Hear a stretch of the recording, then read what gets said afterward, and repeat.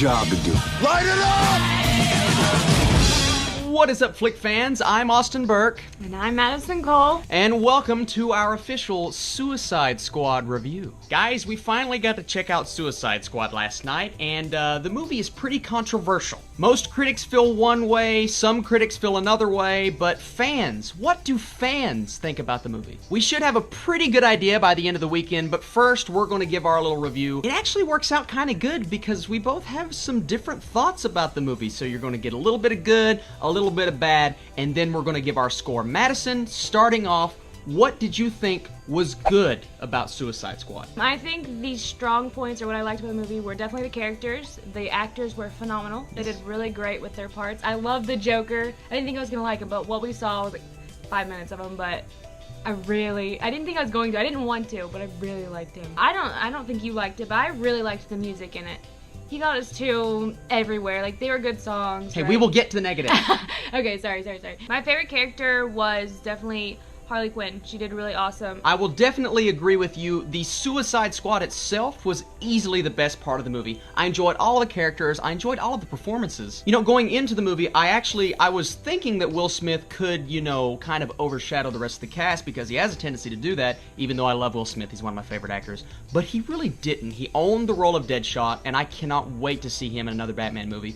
Because it's gotta happen. Does he even age? No, Will Smith never ages. My absolute number one favorite part of the movie, though, is Harley Quinn and the Joker's dynamic. I was unsure about the Joker going in. I had confidence, but I was holding back. But the Joker killed it. Margot Robbie was phenomenal as Harley Quinn. Every scene that they were in together absolutely took the movie from here to here for me. Their dynamic was just so wonderful. We'll get to the negatives in a minute, but there are some parts of the movie that are just going by way too fast and you can't really catch what's going on. But the scenes where they really slow down and they start diving into the characters, and you'll know it when you see it, blew me away and brought me right back into the film. This is also not a spoiler, but you know Batman's in the movie. He's been in the trailers. I thought the use of Batman, although it wasn't much, was fantastic. They used Ben Affleck in the best way possible. He was scary. I wanted to see him a little bit more, but I understand why they didn't use him that much, because he was shown to be a threat to the villains. There's also another character that was not used that much,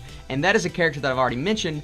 The Joker maybe had 10 minutes of screen time. I would have liked to have seen more, but what they did do with him was great, and I cannot wait to see him and hopefully Harley in a standalone Batman film. Although they could have used Captain Boomerang a little bit more, this is one of the few Jai Courtney performances that I actually enjoyed, because I don't love him as an actor. But when he's in these smaller roles, I really appreciate him, and I thought he killed it as the Aussie-talking Captain Boomerang. Aussie-talking. And I really can't think of one bad performance. Can you think of one bad performance? I mean, of course there was bad writing and bad plot points, but the performances themselves, everyone was giving 150%. Oh, and also, I can't go without saying Amanda Waller in my positives. She is such a good actress, and she needs to be in every DC movie. This movie was also really fun. Yes, I completely agree with that. This was the absolute most fun I've had in a DC film in this new DC cinematic universe. I had a blast. I mean, the entire way through, from beginning to finish, no matter,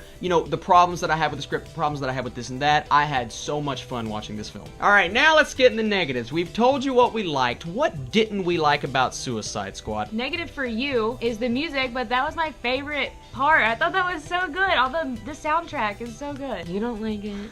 Well, it's hard for me. I don't read all the comics and I don't know all the background, so I'm going in completely blank and I only know what they tell me. I thought it was good. I don't know why people said they didn't like it. I liked it. It was cool. If you haven't figured it out already, she really, really enjoyed this movie. And what you said a while ago, as for the negatives, people that don't understand the comic book backstories, going into it completely blind, I thought that was a flaw with the movie. I didn't think they fleshed out the characters very well.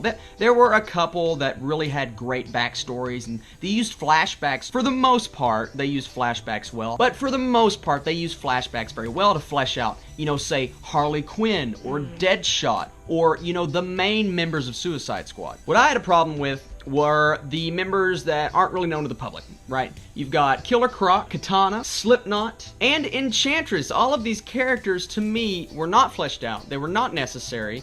I don't think Katana and Killer Croc even had a place in the story. I just think they were in there because they were members of the Suicide Squad in the comics, and we needed a larger team. But they weren't given the dialogue, they weren't given the character development, they weren't given what I wanted personally out of Killer Croc and what I wanted out of Katana, because these are great characters in the comics, and they brought nothing to the film. They tried to give Croc these funny lines of dialogue, these one-liners. I couldn't understand what he was saying. Yeah, okay, first of all, we couldn't understand what he was saying, and second of all, they tried to do it like they did Drax in Guardians of the Galaxy.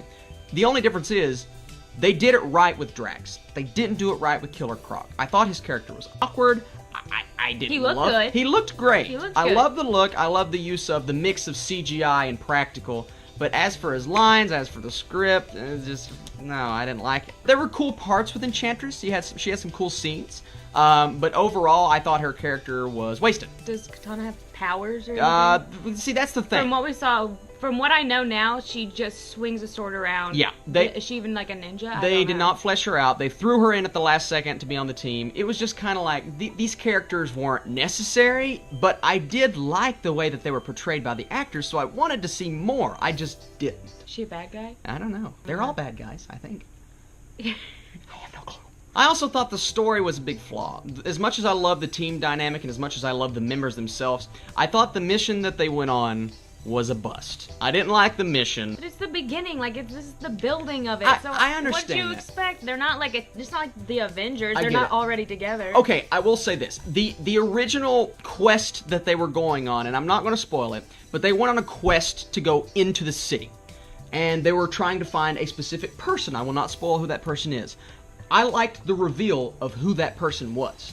After that, when they went towards the big beam of light that you see in the trailers, it felt really generic to me. It felt like every other comic book movie that we've seen. There's a big beam of light going in the sky, and you're fighting random bad guys who don't have a face. They come in an army, just like the Chitauri in the Avengers, just like the robots in Avengers Age of Ultron. And I get that. The bad good guys? I don't know. They need somebody to fight to show off their skills, and those scenes I did like. I loved all the action scenes. There's actually a specific action scene with Deadshot that was one of my favorite scenes in the movie. But it's like they came out of nowhere, and it's like the biggest problem that I had with the film, and here we go. You ready for this? The villain. One of the worst and not the villains that are fighting the villain, because they're really all villains, but the main villain of the film, one of the worst villains I have ever seen in a comic book movie. Right up there with Fantastic Four and whatever his face was or whatever his name was in Thor: The Dark World. One of the worst villains I have ever seen.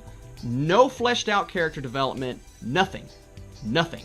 And I didn't even think the CGI was that good. And it really took down the movie a couple notches for me, because I enjoyed parts of this film. I really did. But just like Batman v Superman, I enjoy parts. And they just took those parts and they shook them all up and they threw them down on a piece of paper. And that's the movie. I think the good outweighs the bad, though. I liked it. It was fun, and I had a good time. I left there, and of course you think about the movie after you leave. The only thing that I can say that's different from what I thought yesterday was like just the whole time sequence was weird. Like it's like I feel like they were fighting for forever, and I'm like, is it still the same day? Did it take them forever to get to where they were going? Yeah, you're talking about the final battle. I will say the final battle was one of the weakest points of the film. It was very meh, overuse of slow motion.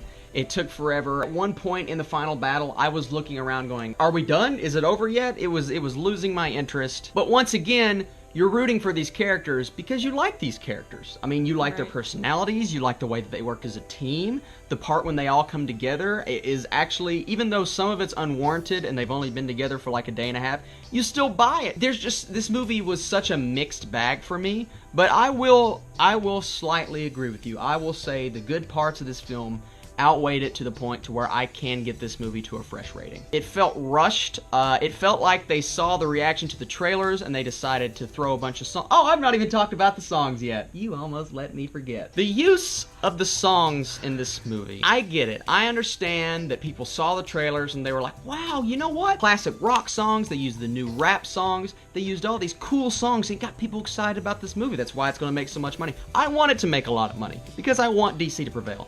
But I think they overdid it because at the beginning of the movie, they used so many songs in a span of 15 minutes. They introduced each character, and every character had their own song. You have to have a walkout song.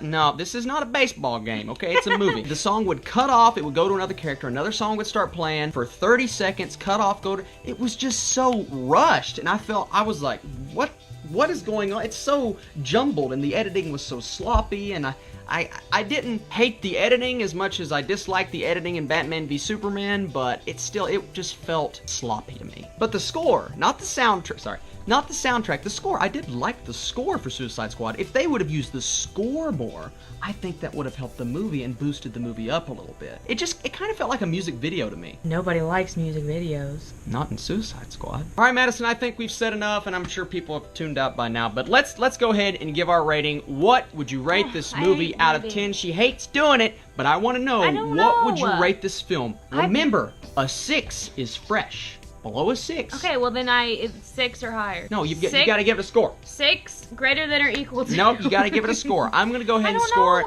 I'm going to push fresh, and I'm going to say, as of right now, every now and then you'll see a movie twice, you'll change your opinion, but as of right now, I'm going to say Suicide Squad is a solid 6 out of 10. There's enough there to want to go see it. You need to go see it right now because it is a lot of fun. Just don't think too hard about it when the movie's over. I'm gonna do my rating as a 7 out of 10. Oh, she said 7. She liked it more than me. Which is crazy because I'm the nerdy comic book guy. But you know what? I still enjoyed the movie. It's definitely worth seeing. I want DC to prevail. I want them to flourish because I'm a Marvel fan. I'm a DC fan. I just thought this movie was a tad bit underwhelming, but there's still enough in there. You guys definitely have to go check it out. Thank you guys so much for watching. Be sure to follow me on all the social medias and catch our podcast at PopXCast1. I was looking at the camera smiling. I was No, trying you're to laughing at me. I wasn't even listening to Our you. podcast is on iTunes and YouTube. Check it out. We do geeky, nerdy things. We talk about comic books. We talk about Suicide Squad. Yeah, this weekend we're doing an in-depth Suicide Squad review, so yeah. My super short show. Nope, See that's ya. not what we do. Peace Sorry. out. I'm sorry. Ooh. You can cut that out. No. Yes. All right, guys. Thanks so much for watching. And Your voice I'll was so high. catch you later. I'm sorry. Bye.